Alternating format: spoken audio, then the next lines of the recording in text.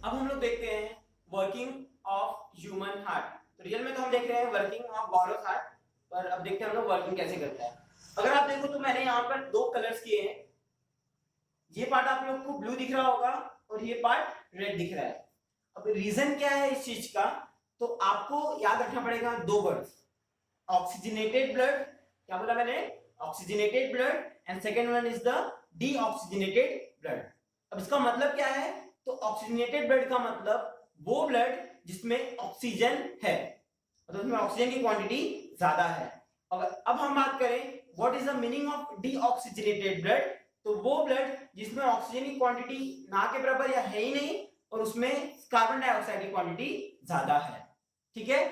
अब हमने कल पढ़ा था कि लंग्स में क्या होता है, एयर आती है, पढ़ा था कल हम लोग ने, बिल्कुल। एल्वेलाई में आता है, एयर आता है, वहां पर एक्सचेंज होता था, हमने ये भी पढ़ा था।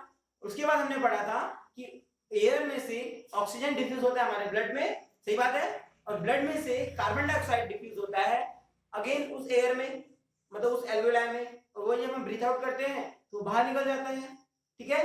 तो अब हम लोग उस सिस्टम को जो हमने पढ़ा था और ये हार्ट, उसको हम लोग आपस में क्या करेंगे, कनेक्ट करके कंपैरेटिव स्टडी करेंगे।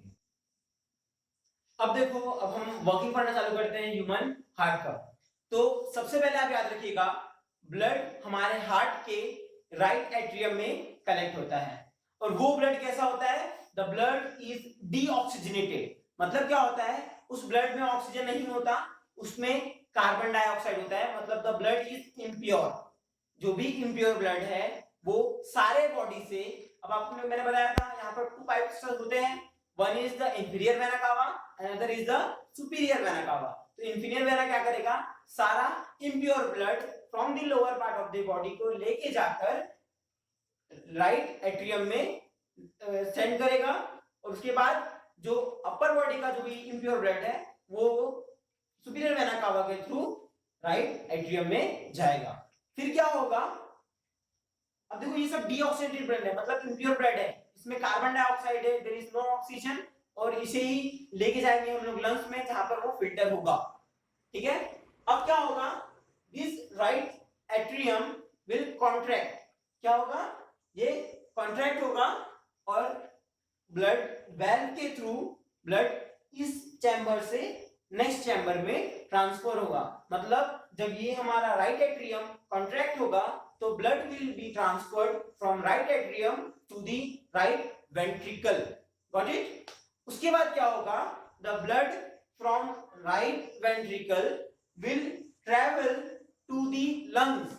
वो इम्प्योर ब्लड है, वो कहां, उसको क्या होना है, प्यूरिफिकेशन होना जरूरी है, और हमें पता है कि ये सारा एक्सचेंज ऑफ जो प्रोसेस होता है वो लंग्स में होता है। इसीलिए with the help of pulmonary artery the impure blood will be transferred or will travel to the lungs for the process of diffusion। और आप लोग को मैंने बताया था डिफ्यूजन का मतलब क्या होता है, डिफ्यूजन मतलब क्या, गैसेस का एक्सचेंज होना। तो अब क्या होगा, जब ये ब्लड पल्मोनरी आर्टरी के थ्रू लंग्स में जाएगा तो वहां पर होगा कि जो भी ब्लड का कार्बन डाइऑक्साइड है वो डिफ्यूज होकर एल्वेलाई में चले जाएगा, और एल्वेलाई में जो भी ऑक्सीजन था वो डिफ्यूज होकर इस ब्लड में चले जाएगा। मतलब एग्जैक्ट में होगा क्या, the impure blood will be purified, means the deoxygenated blood will be converted to oxygenated blood in the lungs.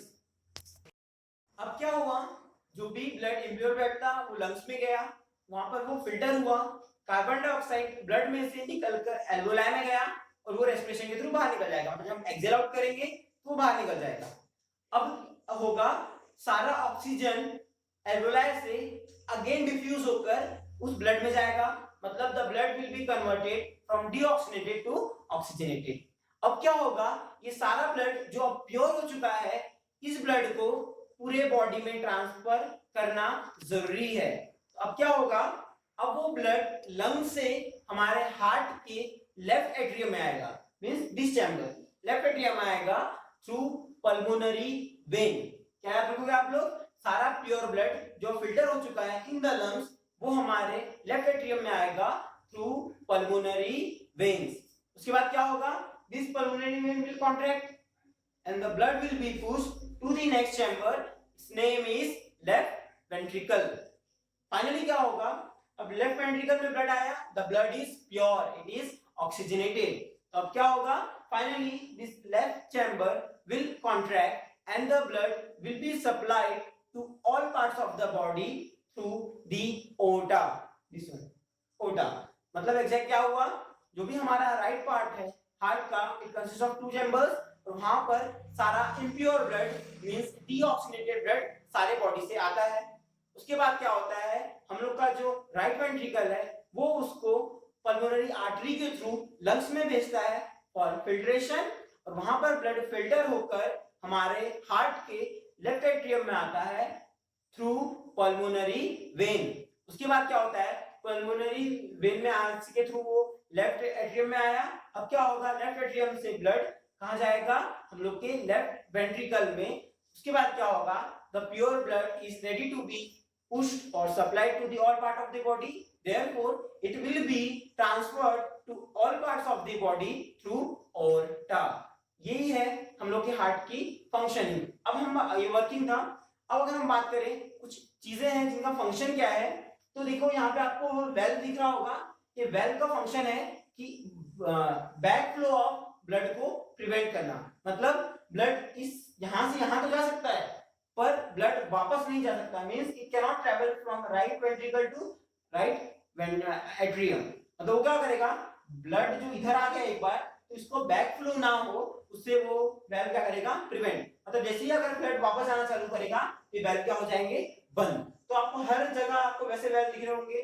In valve का फंक्शन ही यही होता है to prevent the back flow of blood.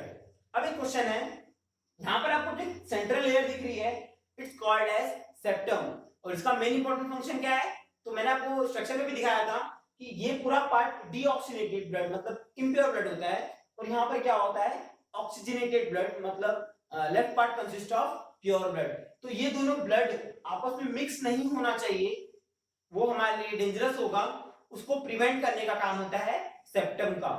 ठीक है, तो आप लोग ये वर्किंग याद रखोगे। आप लोग प्लीज इसे लिख कर देखिए, आप एक सेल्फ से फ्लो चार्ट बना लीजिए, जिससे यहाँ से ब्लड यहाँ जा रहा है, उससे आपको सारी नेमिंग्स याद रहेगी, और ब्लड किस पार्ट से किस पार्ट तक जाता है वो आपको याद रहेगा। वरना इस पार्ट में बहुत ज्यादा कंफ्यूजन होता है कि हमारा ह्यूमन हार्ट वर्क कैसे करता है। Thank you.